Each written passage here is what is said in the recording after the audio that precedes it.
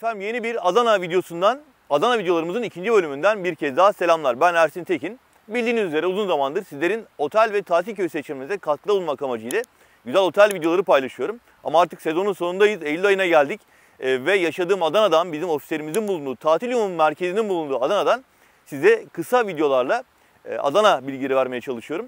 Önümüzde Ekim ayı var ve çok da güzel bir lezzet festivalimiz var. Lezzet Festivali öncesi Adana'ya gelmek isteyen misafirimize bu videoların kılavuzluk yapabileceğini tahmin ediyorum. Umarım işinize yarayacaktır.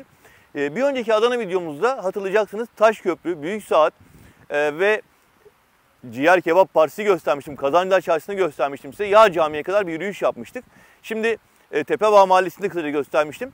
O bölüm hemen karşımda kalıyor. Şu anda bulunduğumuz yer Merkez Park. Yani Ekim ayında Lezzet Festivali'nin yapılacağı alan işte burası. Ve siz Adana'ya geldiğiniz zaman ilk videomda gösterdiğim Taşköprü, Büyüksaat, Kazancılar, ciğerciler, kebapçılar buraya sadece 5 dakikalık yürüme mesafesinde. Şimdi kaldığımız yerden devam ediyorum. Karşımda Merkez Camii var.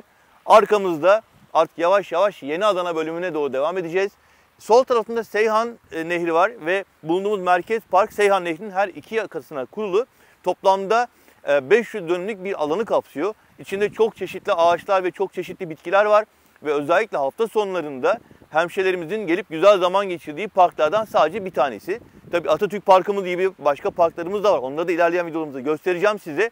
Ama şimdi Merkez Park'tan Seyhan Nehri'nin yanından ilerleyerek Seyhan Baraj Gölü'ne gideceğiz. Ve Adana'nın biraz daha böyle görsel anlamda manzarası güzel yerlerini size göstereceğiz. Ve bugünkü gezimizi de güzel bir kahvaltı masasıyla sonlandıracağız. Yani biraz gezi, biraz lezzet olacak videomuzun içinde. Umarım işinize yarayacaktır. Şimdi Merkez Park'ta başlıyoruz. Burası az önce bahsettiğim oldukça büyük bir alan. İçinde çok çeşitli ağaçlar var. Bunun yanı sıra toplamda 3-4 kilometrelik bir yürüyüş ve bisiklet parkuru var. Yani sabah saatlerde misafirlerimiz diyorum hep otellerden aklıma kalıyor. Hemşehrilerimiz diyelim burada spor yapmaya da gelebiliyorlar. Yürüyüşler yapıyorlar, bisiklete biniyorlar ki belediyemiz çok güzel bir bisiklet istasyonu da yapmış burada. Birazdan göstereceğim size. Kiralık bisikletler de var. Parkın içerisinde bisikletle gezebiliyorsunuz. Bunun yanı sıra eskiden burası Adana Otogarı'nın bulunduğu ve Narenciye Bahçeleri'nin bulunduğu bir alanmış. Daha sonra 2004 yılında o zamanki belediye başkanımız Aytaş Durak zamanında bu hale getiriliyor ve Adana'nın simgesi parklardan bir tanesi olarak sizleri karşılıyor. Lezzet Festivali'ne geldiğiniz zaman da işte sizleri karşılayacak standlar ve festival alanı bu bölgeye kurulacak ve bu güzel alanda zaman geçirebileceksiniz. Bu arada Adana'da hava sıcaklığı nihayet 40'lardan 35'lere düştü. Artık akşamları tabii biraz daha düşük. En azından gece uyurken klima açmadan uyumaya başladık nihayet. Ve sizler Ekim ayına geldiğiniz zaman da çok daha rahat bir şekilde hava sıcaklığından fazla etkilenmeden Adana'yı keşfedebilecek ve bizim güzel lezzetlerimizin tadına bakabileceksiniz. Çok fazla konuştum. Artık şöyle biraz turumuza devam edelim, ilerleyelim. Merkez Park'la ilgili biraz görüntü sunalım size. Buradaki havuzları gösterelim. Toplamda burada 12 tane peyzaj havuzu var. Çok çeşitli ağaç türleri var, köprüler var, dinlenme alanları var ve Adana'yı sizlere bir videoda daha tanıtmış olacağım. Tabii ki videolarımız devam edecek. Yani 2 videoda bitirmeyeceğiz. Ben yavaş yavaş şöyle bir parkın içerisinde sizi gezdireyim isterseniz. Hadi buyurun.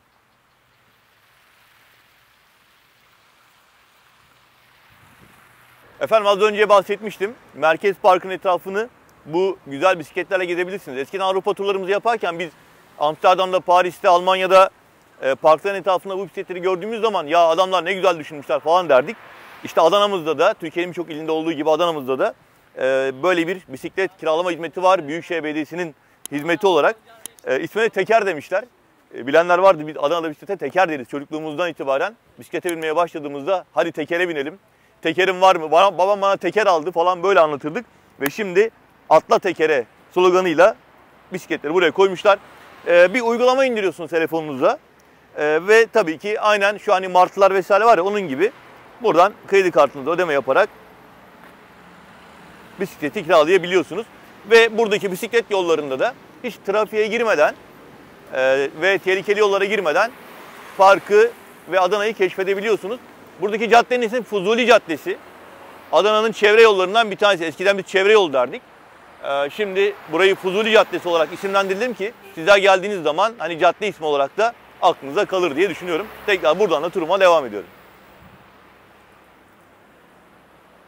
Efendim şimdi yavaş yavaş Adana Seyhan Baraj Gölü'ne doğru ilerliyoruz. Çok güzel manzaralar bizi bekliyor olacak ama önce yolumuzun üzerinde yani Merkez Park'tan Seyhan Baraj Gölü'ne doğru ilerlerken bizim eski baraj dediğimiz regülatör köprünün olduğu yerde kısa bir görüntü paylaşmak istedim size. Burası Toros Dağı'ndaki kar suları Akdeniz'e doğru Seyhan Nehri tarafından taşınırken etrafındaki tarım arazilerine ve yerleşim yerlerine su basmaması için yapılmış köprülerden bir tanesi. Aynı zamanda regülatör köprü diyoruz çünkü içinde santraller var. Yani suyu tutuyor, dönem dönem fazla suyu bırakıyoruz buradan sulama amaçlı. Ama bu arada da elektrik üretimine katkıda bulunuyor. 1943 yılında DSİ tarafından yapılmış köprülerden bir tanesi. Biz eskiden çocukken buraya balık tutmaya gelirdik, hatta yüzmeye gelirdik. Okuldan kaçıp gelirdik. Yani annem duymasın, çok kızar. Ama burayı size şöyle bir göstermek istedim. Aynı zamanda regülatör köprü bizim hemşehrilerimizin sabah yürüyüşlerinde kullandıkları orijin bir nokta. Hemen arkasında Yaşar Kemal yürüyüş yolu var. Hadi devam edelim. Efendim eski baraja gelip de şöyle bir soluk almak isterseniz, bu su sesi eşliğinde bir çay kahve ya da bici bici yemek isterseniz, dondurma yemek isterseniz bu şelale kafeye uğrayabilirsiniz. Gayet güzel, böyle modaya uymuşlar. Nazar boncukları falan, güzel bir konsept yapmışlar. Ama ben size başka bir şeyden bahsedeceğim. Şimdi Adana'ya geldiğiniz zaman bizim hemşehrilerimizin kullandığı bazı özel, bize has kelimelerden denk gelebilirsiniz. Bu ne anlama geliyor diyebilirsiniz. Kısaca özetleyelim. Bakın mesela kimsenin yani çok fazla bilmediği mesela bocit var. Bocit'i bilir misiniz? Plastik su tası. Yani işte banyoda falan kullanılır veya eskiden tuvaletlerde işte bocit, bir bocit su getir falan deriz yani biz. Veya ne var burada? Araya gitmek. Ya bu da kullanılan bir malzemenin boşa gitmesi. Ya mesela işte bir tencere pilav yaptım ama işte yakmışım, araya gitti. Boşa gitti anlamında. Veya burada başka neler var? Cımcılık. Belki hani bu biraz daha şey yapıyor, çağrışım yapıyor. Tamamen ıslak olmak anlamında. Cımcılık, ıslandım. Her tarafım cımcılık ıslandı gibi. Abov'u biliyorsunuz zaten. Delleni biliyor musunuz? Demirspor arkadaşlarımız tabii hemen orada atlayacaklar. Dellenmekten, daha kuvvetli tezahürat yapmaktan belki oradan geliyor. Şırdanı falan biliyorsunuz zaten. Zumzuk, zumzuğu bilen var mı zumzuk? Bu da bizim yumruğumuz. Zumzuk, yumruk. Küçükken kavgada onu söylerdik. Ya böyle işte. Bunlar da güzel Adanalı deyimleri. Dinlenmek isterseniz bu alanı kullanabilirsiniz. Gayet keyifli bir alan yapmışlar. Gayet böyle su sesiyle, şelale sesiyle dinlenebileceğiniz bir alan. Efendim eski baraj görüntülerinden sonra şimdi yeni baraja doğru devam ediyoruz. Ama arada bizim Dilberler Tekisi olarak isimlendirdiğimiz manzarası çok güzel bir yer var. Yine arkamızda Seyhan Nehri ve meşhur Asma Köprümüz. Özellikle akşam saatlerinde ışıkları açıldığında gerçekten çok güzel bir manzara oluşuyor burada. Ve daha çok iş çıkışında böyle bir güzel manzara eşliğinde arabamızı sağa çekelim, park edelim dediğiniz zaman Adana'da işte genellikle bu alan tercih edilebiliyor. Bakın burada araba park yerleri var. Yani hani o bazen Hollywood filmlerinde falan oluyor ya, arabayı manzaraya karşı park ediyorlar. Sonra çaylarını, kahvelerini, ne diyelim, papatya çaylarını falan içiyorlar. İşte burası öyle bir yer. Şöyle biraz daha manzarayı gösterelim. Sonra yürüyerek turumuza devam edeceğiz. Gerçekten çok güzel bir manzara. Bu arada eski barajı anlatırken Yaşar Kemal yürüyüş yolundan bahsetmiştim. Bu nehrin karşı tarafı yaklaşık 7-8 kilometrelik bir yürüyüş yoludur. Karşı tarafta köprünün ayaklarından yine eski baraj bizim bana göre sağımızda kaldı. Hemşehrilerimizin sabahları spor yaptığı bir alan olarak anlatılabilir. Bu yolun devamı da Yeni Baraj'a ve Yeni Adana'ya gidiyor. Şimdi biz de o tarafa doğru devam ediyoruz.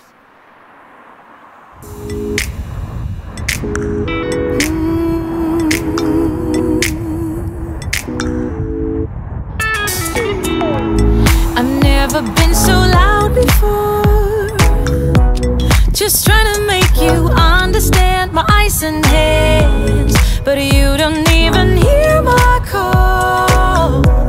And you make me wonder who I am. Ve efendim şimdi Adana'mızın en güzel yerlerinden bir tanesine geldik. Adana'ya geldiğiniz zaman görmeden dönmemeniz gereken bir yerdeyiz. Seyhan Baraj Gölü'nün hemen yanı başında Adnan Menderes sahil yolundayız. Burası yaklaşık 6-7 kilometrelik bir sahil şeridi ve sağ olsun belediyemiz böyle güzelleştirmiş. Bisiklet yolları, yürüyüş yolları, dinlenme alanları yapmış. Etrafımızda restoranlar var, kafeler var, barlar var ve biraz daha yukarı doğru yerleşim alanları var. Biraz size isterseniz Baraj Gölü'nden bahsedeyim. Burası aslında yapay bir göl. Yani hep diyorum ya, Toroslar'da biriken kar suları burada biriktiriliyor, tutuluyor. Daha sonra az önce gösterdiğim regülatör köprü ve benzeri birkaç köprü daha var. Onlar aracılığıyla denize kadar ulaşıyor. Bu arada bu su sulama suyu olarak kullanılıyor. Aynı zamanda elektrik enerjisi üretiminde de kullanılıyor. İşte Adana'yı güzelleştiren Seyhan Baraj Gölü burası. Şu anda hava biraz puslu olduğu için Toros Dağları'nı göremiyoruz. Ama Sevgi Adamızı ve buraya geldiğiniz zaman gezinti yapabileceğiniz tekneleri burada bulabilirsiniz. Bu arada güzel bir tesadüfle karşılaştık. Kolay gelsin. Teşekkür ederim. Bir arkadaşımız burada saz çalıyordu. Tamamen tesadüf. Bu bir uyarlama değil. Ben bu alanı da gösterirken Enes'ti değil mi? Evet abi. Şöyle kısa bir dinleti almak istiyorum ondan müsaadenizle. Devam edebilirsin sen Enes. Bakalım ne çalacak.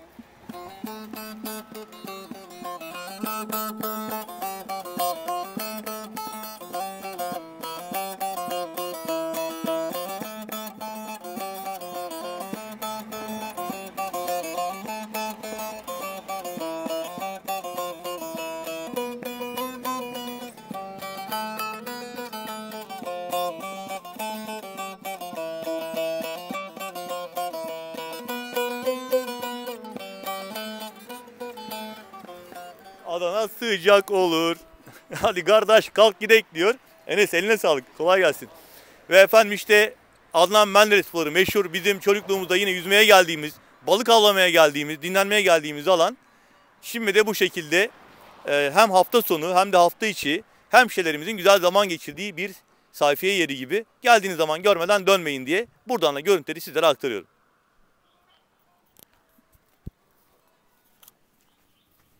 Ve efendim bugünkü Adana videomuzun da son bölümüne geldik, final bölümüne geldik. Tabii ki yine geziden sonra acıktığınızda, bir şeyler yemek istediğinizde bir tavsiyemiz olacak. Geçen sefer Kazancılar'a gitmiştik ve ciğer partisi yapmıştık. Orada ciğer kebapla ilgili size sunum göstermiştim. Tavsiyemi söylemiştim.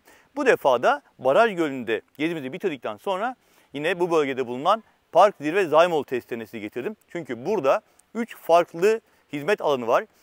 Hem sabah saatlerine geldiyseniz çok güzel bir kahvaltı menüsü alabileceğiniz bir bölüm var. Emirgan Süt İş bölümünden bahsediyorum. Eğer Adana lezzetleri tatmak istiyorsanız, tabii ki kebap çeşitleri tatmak istiyorsanız Onbaşılar var. Bir Adana markası olan Onbaşılar kebap var. Eğer akşam saatlerinde buradaysanız ve hoş sohbetler eşliğinde, güzel mezeler eşliğinde, biraz da müzik eşliğinde zaman geçirmek istiyorsanız o zaman da İza Meze Bar'a gelebilirsiniz. 3 ayrı bölümden de görüntüler sunacağım size. Çünkü 3 farklı mekan bunlar.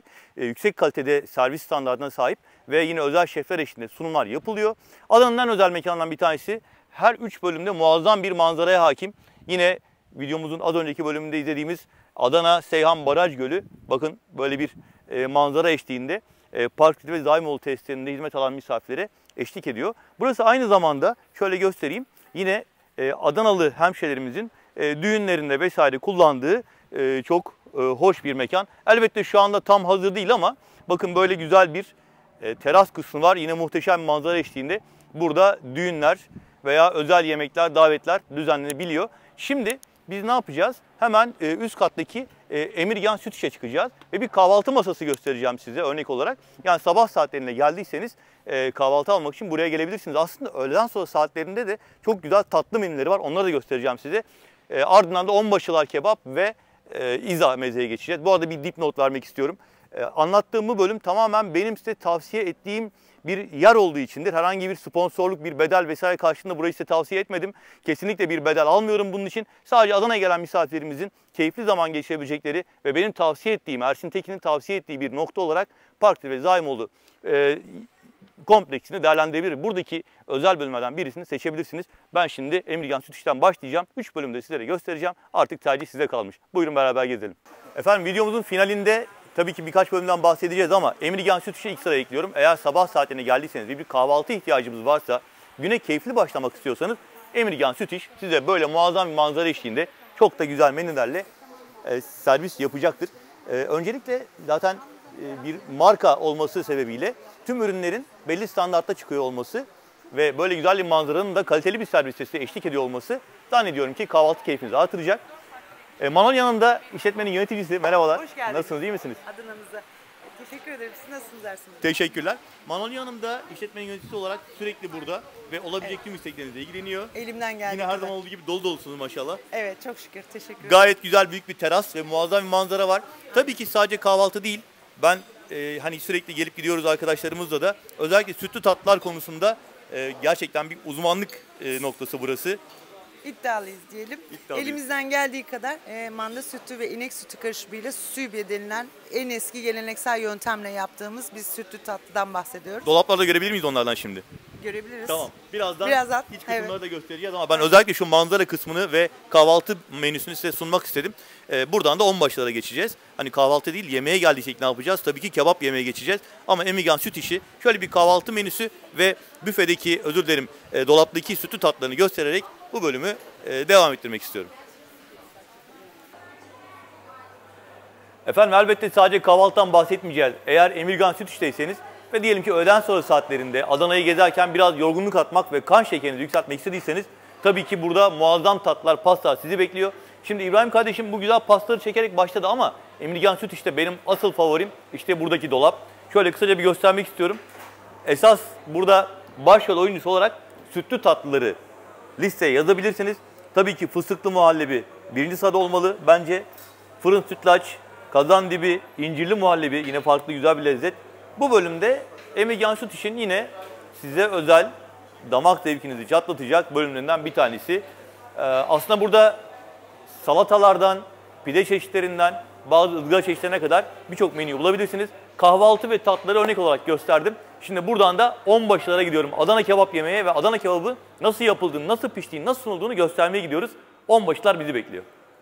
Efendim Emirgan Süt İş'ten sonra, kahvaltı önerisinden sonra, tatlı önerisinden sonra tabii ki Adana kebapsız olmaz. Öğle ve akşam saatlerinde Adana keşfinize ara verip yemek almak isterseniz ve Adana lezzeti tatmak isterseniz tabii ki bir Adana markası olan Onbaşılar Kebap yine Park Zirve Zaimoğlu kompleksi içerisinde sizleri bekliyor olacak. Yine muazzam bir manzara var ve muazzam Adana lezzetleri var.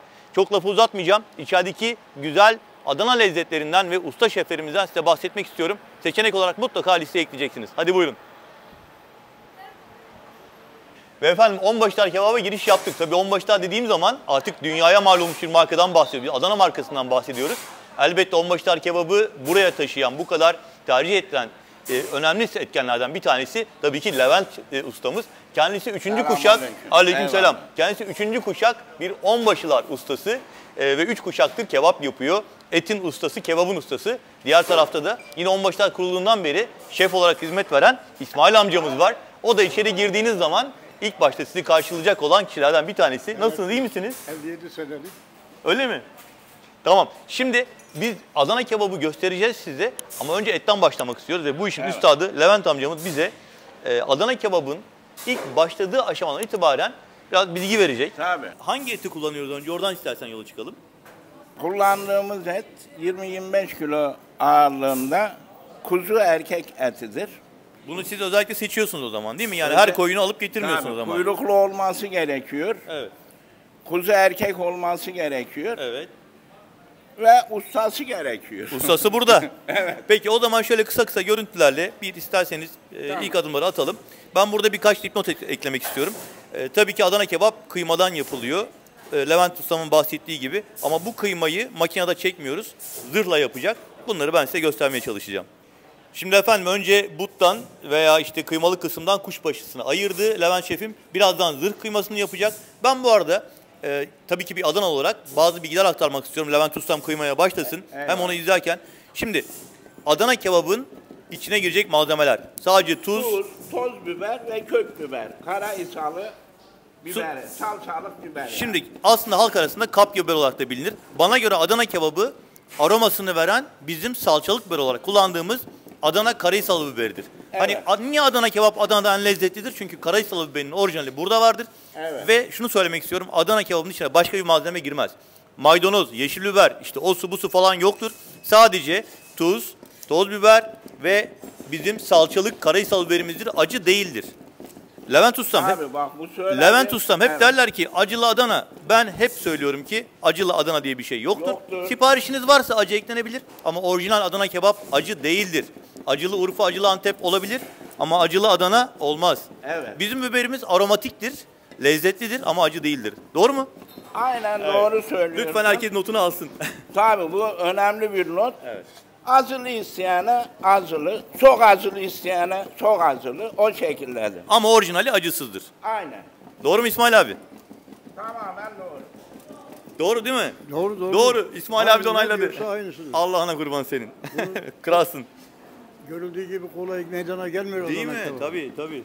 Zaten Sinirleri kolay olsaydı alınıyor, herkes yapabilirdi. hemen çekilecek ve saplanacak. Allah'ını severim seni. Fazla bir şey katma. Tuz, biber. Bu kadar. Tamam. Şimdi birazdan da pişme halini göreceğiz. Evet. Şimdi etimizi kıydık zırhla ve artık saplamaya hazır hale getirdik. Burada bir Adana kebap şişimiz var. Ve Levent Ustam bize Adana kebap nasıl saplanır bunu gösterecek. Evet. Buyur abi. Toz biberini attık, kök biberini attık. Birbirini örsün diye. Macun kıvamına yoğuruyoruz. geldi, macun kıvamına geldi. Kıvamına getiriyoruz. Eti yuvarladıktan sonra şişi rahat tutarak Şimdi bu hareket tescilli bir harekettir. Ona göre Evet. dikkatli izleyin. Hadi bakalım. 1, 2, 3 parmağı çalıştırarak eti yapıştırıyoruz. Et suyu dediğimiz bir su var. Bu suya da Elini yapışmasın diye mi? kıyma hem şişi tutsun hem yapışmasın. Anlaştık. Peki ellerine sağlık. Buradan sonra da artık yavaş yavaş Pişirme aşaması. mangal başına geçebiliriz. Artık dumanı görmek istiyoruz. Görelim. Dumana geçelim. Hadi buyurun. Ve efendim nihayet mangal başına geldik. Levent ustamızın sapladığı Adana kebap. Tabii ki yanında garnitür olarak domatesle ve biberimiz olacak. Hemen şöyle atalım onları da. Ve Adana kebabımız köz ateşini görüyor. Adana sıcağında ustaların işin ne kadar zor olduğunu ben burada bir kez daha anlamış Evet. oldum. Şimdi yavaş yavaş Ateşimiz portakal kömürü. portakal kömürü Beraber de yapabiliriz. alevlenmeden yavaş yavaş Alevlenmeden pişecek. Yavaş yavaş. İsmail amca hoş geldin. Hoş geldin İsmail amca. Et kendini bulduğunda Yağını alacağız. Evet. Bu arada bir ekmeğimizi de gösterelim mi? Adana pidemizi de gösterelim. Tabii. Tırnak pidemizi. Bunlar bekliyor burada. Adana pidesi. Canınızı çektirdik galiba değil mi? Kusura Evet. bakmayın ama Adana'ya geldiğiniz zaman nerede olmanız gerektiğini biliyorsunuz. Birazdan İbrahim kardeşim size onbaşıların manzarasını da gösterecek. Böylelikle bu lezzeti güzel bir manzara eşliğinde sizlere sunuyor olacaklar. Masamıza geçebiliriz yavaş yavaş. Ustam kolay gelsin. Eyvallah. Efendim şimdi etin nasıl hazırlandığını gördük. Şişe nasıl saplandığını gördük. Ocakta mangalda nasıl piştiğini gördük. Biraz da servisinden bahsedelim. İsmail şefimle beraber, efsane şefimizle beraber bir Adana kebap masasını size anlatmak istiyorum. Burada başrolde bence tablacı salatası var. Aslında bir sokak lezzetidir. Soğan, sumak, maydanoz ve domatesten oluşmaktadır. Biz eskiden sokakta bir tablacıda Adana kebap siparişi verdiğimizde salata bu şekildeydi. Ama tabii günümüzde bu daha da geliştirildi ve çeşitlendirildi. Bunlardan bir tanesi ezme salata, yine soğanlı ve maydanozlu. Bir diğeri sumak salatası, soğanlı maydanozlu. Sumakla. Bir diğeri acılı soğan salatası, acı biberle yapılıyor. Kebabın yanında mutlaka olacak. Mutlaka olacak, olmazsa olmaz. Terbiyeli yeşillik var, mevsim salatası var, Ezme közlenmiş biber, özür dilerim, közlenmiş patlıcan var. közlenmiştir. Közlenmiş patlıcan var, tahin Sahil salata. salatası var, cacık var Közlenmiş soğan. ve közlenmiş soğan var. Şimdi şöyle bir başlangıcı göstermiş oldum size. Elbette fırından yeni çıkmış bir ekmek sunumu olacak, bol susamlı. Olmazsa olmaz şalgamımız var ve geriye ne kalıyor? Masamızın başrol oyuncusu Adana kebap kalıyor. Birazdan o da geldiğinde sizlere göstermiş olacağım. Manzarayı zaten görüyorsunuz. İsmail şefimle beraber ben bugün yemeğimi burada tadacağım. Sizleri de bekliyoruz. Ve yine İsmail şefimin kontrolünde diğer şef arkadaşlarımız Adana servisimizi yapıyorlar. Siz de geldiğiniz zaman böyle şık, güzel bir şekilde kebabınız gelmiş olacak. Ben şimdi sizin yerinize böyle güzel bir masada çocukluğumdan beri yaptığım gibi Adana kebabının tadına varacağım. Siz de geldiğiniz zaman Adana'ya lütfen kebabınızı yerken Ersin Tekin Tatil Yumu etiketlemeyi unutmayın. Ve mutlaka onbaşıların bu güzel manzarasını değerlendirin derim. Ustam ellerinize sağlık. Gerçekten canım çekti, artık yeme zamanı geldi. Şöyle bir yakından kebabımızı gösterelim. Bu arada ben bir ek bilgi daha vermek istiyorum. Şöyle onbaşılar markasını da gösterelim. Tekrar ediyorum, sponsorlu bir çalışma değildir. Ama ben markamızı tanıtmak istiyorum burada. Adana kebabın yanında bulgur pilavı olmaz. Adana kebabın yanında pirinç pilavı olmaz. Adana kebabın yanında makarna olmaz. Adana kebabın yanında soğan olur, sumaklı başlangıçlar olur, közlenmiş Mevsim yeşillik. mevsim yeşilliği olur, közlenmiş biberleri olur. İşte orijinal Adana kebap budur. Ve tabii ki yağlı pide ekmeği olur. Haydi bakalım, bekliyoruz sizi.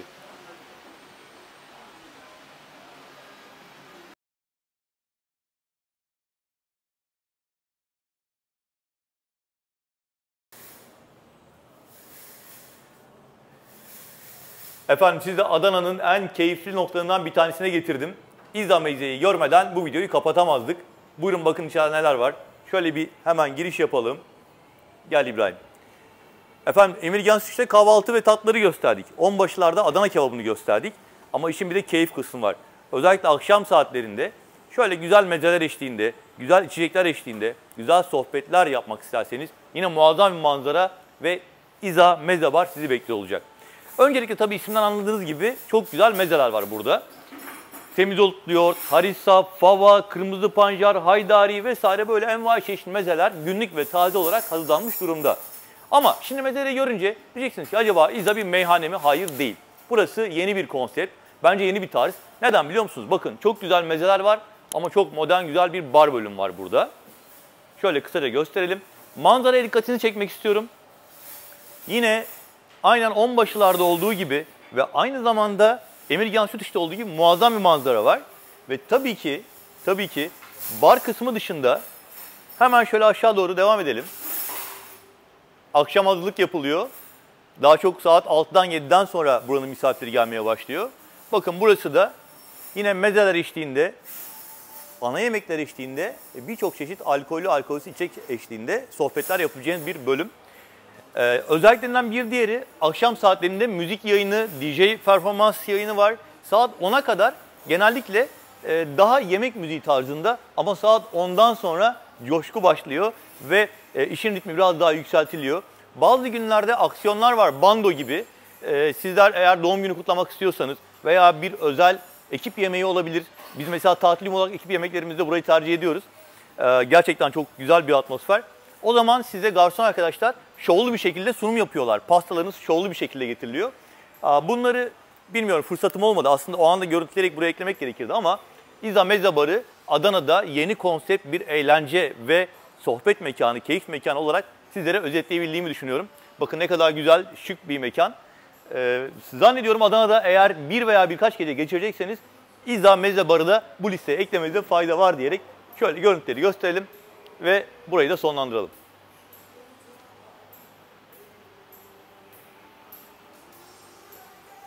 Ve efendim bir Adana videomuzun daha sonuna geldik. Elbette videomuz devam edecek ama ben bu ikinci bölümü arkamda gördüğümüz Çatalan Köprüsü görüntüleri kapatmak istedim. İza Meze'den sonra aslında videoyu kapatacaktık, bitirecektik ama bu görüntüleri eklemeden bence eksik kalacaktı. O yüzden böyle güzel bir Eylül akşamında biraz daha gölün etrafında yerleşim olmayan daha bakir bölümlerini göstererek videoyu sonlandırmak istedim. Gölün toplam kapladığı alan 68 kilometrelik bir alan, yani oldukça geniş bir arazi kaplıyor ve bunun bir dolgu barajı olduğunu, dolgu gölü olduğunu bir kez daha atlatmak istiyorum. Arkamda gördüğümüz Çatalan Köprüsü hemen tepelerin arkasında bulunan Çatalan Barajı'ndaki kar sularını Adana'ya içme suyu olarak taşıması amacıyla üzerindeki boruların taşınması amacıyla yapılmıştı. 1575 metre uzunluğunda ve Osman Gazi Köprüsü yapılana kadar Türkiye'nin en uzun köprüsü olma özelliğini taşıyordu. Şimdi ise burada böyle bir görüntü sergiliyor. Gerçekten Adana'mızın en güzel noktalarından bir tanesi. Arabanın bagajında 2 tane portatif sandalyemiz var. Birazdan İbrahim kardeşimle beraber kahvelerimizi, pastalarımızı alacağız. Böyle güzel manzaraya karşı bu videonun yorgunluğunu atacağız ve montajları yaparak yarın pazar günü yetiştirmeye çalışacağız. Umarım yaptığımız çalışmayı beğenmişsinizdir. Bir Adana videosunun daha sonuna geldik. Tabii ki daha yeni Adana videoları 3. 4. 5. bölümler olacağını bir kere daha atmak istiyorum. Çok yakın zamanda diğer videolarım da gelecek. Mesela bir sonraki hafta bir Yunan adaları videosu hazırlayacağım size için. Mikonos'ta, Santorini'de olacağım. Şu Yunan adaları meselesine bir el atmak istiyorum. Ve daha sonrasında Avrupa turlarımız olacak. Strasbourg'a gideceğiz, Kolmar'a gideceğiz, Paris'e gideceğiz. Bunların hepsini çok yakında Phuket seyahatimiz olacak. Bunları yine videolarımıza ekleyeceğiz. Ama Adana'mızı anlatmadan olmazdı. Lafı uzatmıyorum. Lütfen beğeni ve abone olmayı unutmayınız. Bu güzel kanalımıza, çok emek verdiğimiz kanalımıza destek vermenizi rica ederek bu videoyu da sonlandırıyorum. Tekrar görüşmek üzere. Hoşçakalın.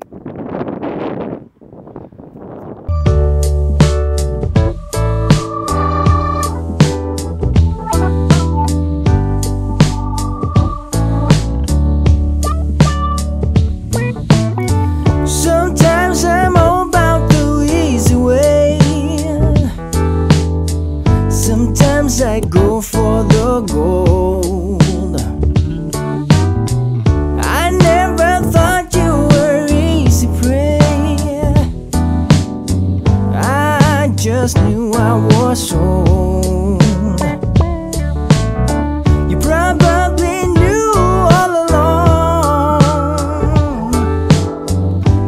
my intentions were.